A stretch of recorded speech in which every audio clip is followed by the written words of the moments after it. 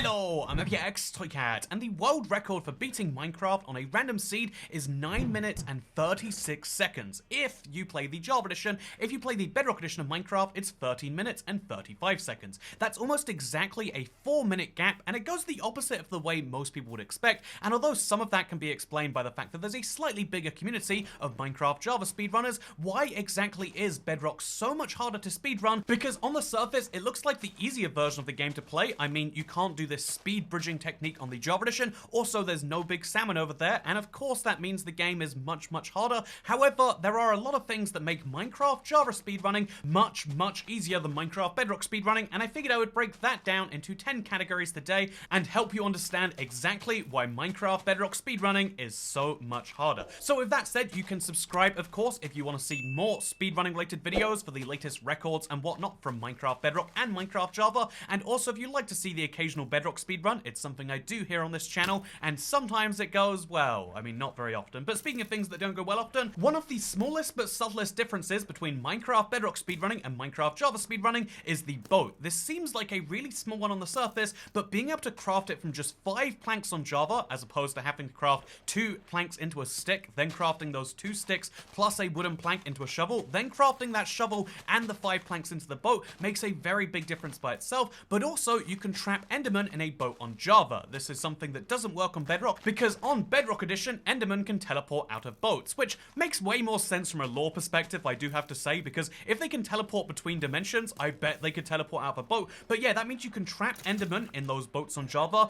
Very handy for getting Ender pearls if the other techniques don't work. But then the biggest and most powerful difference between the 2 types of boats is that on Minecraft Java, if you're in a boat, you cannot take full damage, whereas on Bedrock, if you're in a boat, you know what you can take a lot of? Yes, that's right, the laws of physics apply to Bedrock boats. So I'd argue that Bedrock boats are more realistic, which probably matters to some people, but for speedrunning, you don't need realism, you need ways to get to the end of the game faster, but boats only make a few seconds of that difference up. I would say the much bigger, difference by itself, the second one, is the fact that F3 exists on Java. If you've never heard of F3, or the Debug Screen, as it's officially called, it is one of the most powerful tools that Minecraft Java has, and it's basically meant for developers to be able to debug the game, as the name suggests. However, it is available on the client version of Minecraft Java, whereas on Bedrock, the only people with access are marketplace teams and Minecraft developers. This makes a huge difference because while pressing F3 gives you all of this text, which the average user probably can't decipher, but the average speedrunner 100% can, and they can use this information to work out almost exactly where a bastion or a nether fortress is. The reason why is because there's this value that you can see in the F3 screen called E:. This is short for entities, and most entities are mobs to keep things simple, and so you can see the number of mobs that are in the direction that you're facing. This is really handy, not only for being able to go the direction where the most mobs are, if you're hunting for a particular type, but also if you're in the nether, there are 2 big places where mobs spawn. The fortress, well, they'll spawn in gradually, because there's 2 types of mobs that can only spawn there, and spawn in very high frequency, the wither skeleton and the blazes, and then there's a type of structure which spawns with the mobs preloaded, which is the bastion. So if this E number starts to go up quite quickly, you know you're probably facing a nether fortress, and if this number jumps by a lot at once, maybe 20 or 30, then you know that you'll have found a bastion, because this is actually how bastions work. They spawn with all the piglins and the piglin brutes preloaded, and this is really fascinating. It's actually got a term, it's called E-rang, and allows you to work out where your nether structures are in a world you've never seen before. This is really powerful because being able to find things can obviously make a lot more speedruns viable, but it doesn't just work for the nether. If you're in the overworld, there's this C value, which tells you how much air is in the direction you're facing. Again, both these features are there for developers to be able to work out what might be causing performance issues, but if you're a speedrunner, you can use this to work out where a cave is most likely to be, because obviously caves are filled with air. If they weren't filled with air, they'd just be slabs of stone, and being able to find caves gives you a much better chance of finding lava. In fact, on Java, the predominant method is digging down and trying to find lava that way, whereas on Bedrock, obviously, that strategy doesn't work because you can't see how much cave air there is, and therefore you can't work out where caves are without guessing, and so that is a huge difference. You can find the lava you need instantly using this technique, and then when you get to the nether quicker, you can find the nether fortress and the bastion you need to beat the game. Even crazier than both of these things is the fact that from spawn, you can use this F3 menu to find hints of a village, furnaces, campfires, that sort of thing, and you can also use this pie chart that's on there to work out where buried treasure chests are most likely to be, so they never even need to use the maps. They can just look around, work out where these buried treasure chests are referred to as mapless by the F3 menu, which makes them really, really easy to see. And the reason for that is so developers can work out which chests haven't been assigned a map yet. It's for important debugging reasons. However, if you're a speedrunner, you can use this debugging information to have access to a chest. And like all of these other F3 things, it's entirely legal. The craziest one to me is the fact that if you use a an enter pearl, an IF ender, then you need to know which direction it's going. On Bedrock, you eyeball it. On the Java edition, what you can do is you can use something called axis travel to work out exactly where the IF ender is heading towards. And so just a single IF ender is needed, and you can work out the rest from that. It is insane the amount of information this gives you, and so that is the biggest single difference between Minecraft Bedrock and Minecraft Java. It's worth mentioning though that not every speedrunner always uses F3. It's just the majority. Illumina, who is one of the most famous, one of the chillest speedrunners out there, let's be honest, was the world record holder in February 2021 and decided to do it without F3 because he found it to be more fun, which to me says the skill level of this guy, that he can beat Minecraft without knowing where the fortress is in advance, without knowing where the bastion is likely to be in advance, without all of this information, because he's that darn good. But again, every speedrunner since then that has held the record has done so with the help of the F3 menu. Also, another one that's really huge, and honestly, this is one they definitely should port over because it's great for accessibility, is subtitles. Subtitles are great for speedrunners because they don't have time to listen for sounds, or more seriously, it helps you work out sounds that are so quiet that no normal human would hear them, but if Minecraft is playing the sound, it also plays the subtitle, which can be used to point out lava pops. It can be used to work out where mob sounds are, because it'll point you either right or left, as well as piglin grunts, water sounds, and silverfish in the stronghold to let you know where a portal room is. If the subtitle for one of those things shows up, then you'll know exactly that there is a sound, which, again, Minecraft Bedrock players cannot see sound, but also Minecraft Java players can then see the direction the sound's coming from, so there's no guessing involved, there's no digging in a circle and just wildly hoping, and obviously, being able to know exactly where you're going can save a lot of time. As someone who's tried to get around a big city without directions, I think you can vouch for the difficulty of not knowing where you're going and how stressful and hard it can make things by comparison to having direct directions for you. Also, the fourth reason that Minecraft Bedrock speedrunning is harder is because running through fire will actually set you on fire. So for some number of seconds, meaning you'll take an extra bit of damage, whereas on Minecraft Java, as long as you sprint through it quickly, you're just on fire for the few seconds that you're in the fire and not afterwards. This is a weird difference, but it's made much worse by the fact that regenerating health is so much slower on Bedrock. For real, it takes 4 seconds to heal every half heart, always. All of the time, 100%. If you're not using a healing potion or a golden apple, do you know what's going to happen? You're going to heal your entire heart. Let's say that you take 9.5 hearts worth of damage. If you want to heal all the way back up to full health, it will take you 36 seconds on the Bedrock edition. Whereas the Java edition, as long as you're eating regularly, you can heal much, much, much faster than that. You could heal the same thing in about 3.6 seconds if you're eating golden carrots and really praying for yourself. And just long story short, being able to heal up can save your life a lot of times, but also it just saves you a lot of time and allows you to make riskier decisions you know you can't make on Bedrock without paying the price later. And again, this is one of those soft differences that just kind of affects the risks you can take, but those soft differences add up, as you can probably work out from this video, on the fact that there's still even more points to go. Did you know waterlogging works entirely different between Java and Bedrock? And for building, it's much better the way it works on Bedrock. More blocks are waterloggable, but this is actually really bad if, let's say, you want to breathe underwater, because doors can't waterlog. You place a door underwater and it will be surrounded by air because it doesn't waterlog, unlike on the Bedrock version where it's surrounded by water because it has.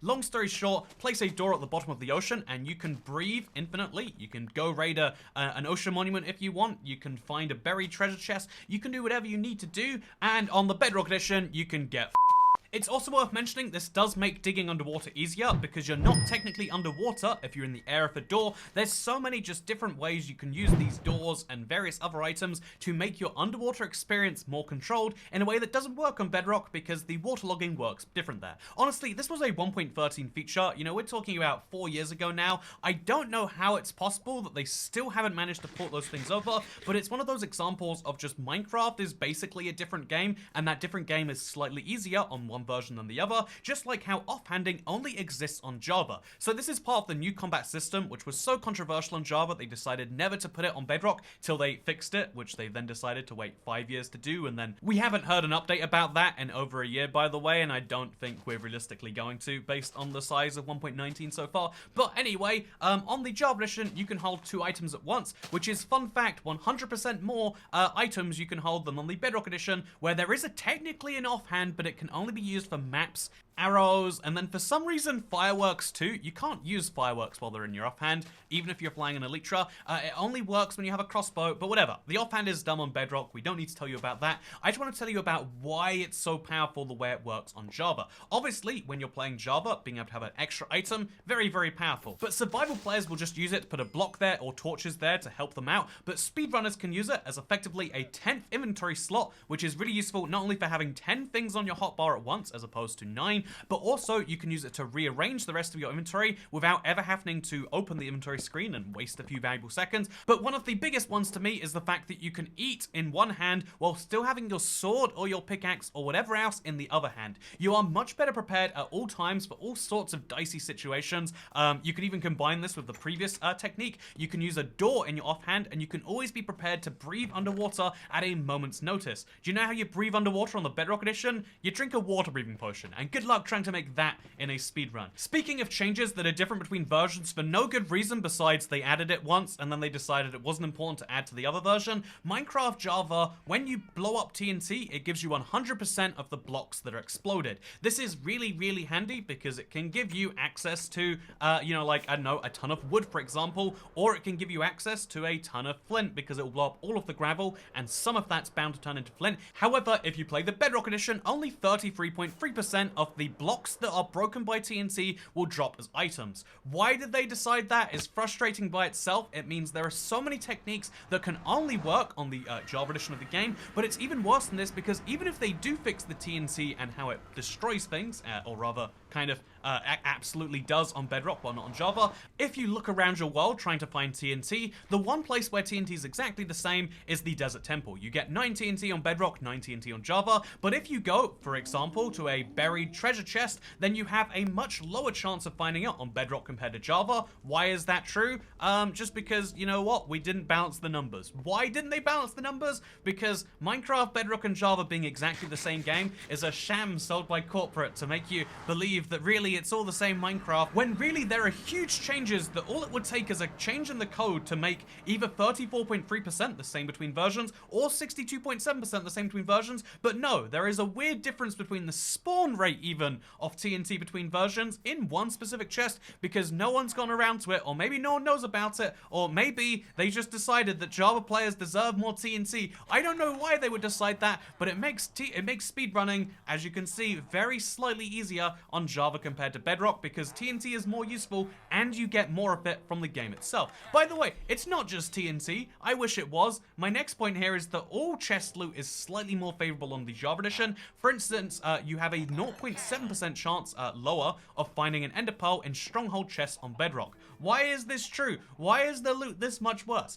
For example, did you know plains villagers on Java have a chance to spawn a bucket, the most useful item in the game, especially for speedrunning, but on Bedrock, you can only get a bucket from savannah villagers. Why? Why? This was the Village and Pillage update. It was 3 years ago. This was so many years after they committed to making the versions parity. Why would they go through the effort of adding something to one version but not the other? I'm going crazy. Okay, so my final point here in this video before we die and we realize that there's no point in any of this is that mobs spawn differently between versions, and there's so many of these that are specifically bugs. For example, baby piglins are way more likely to spawn on Java than on Bedrock, and ghasts are way more likely to spawn on Bedrock than Java, which is actually a big problem. I can attest to this one personally. Trust me, you don't need to hear any more. That's all you need to know. There's a lot of ghast-related pain when you combine the fire thing from before with the ghast spawning far too frequently, often spawning 2 times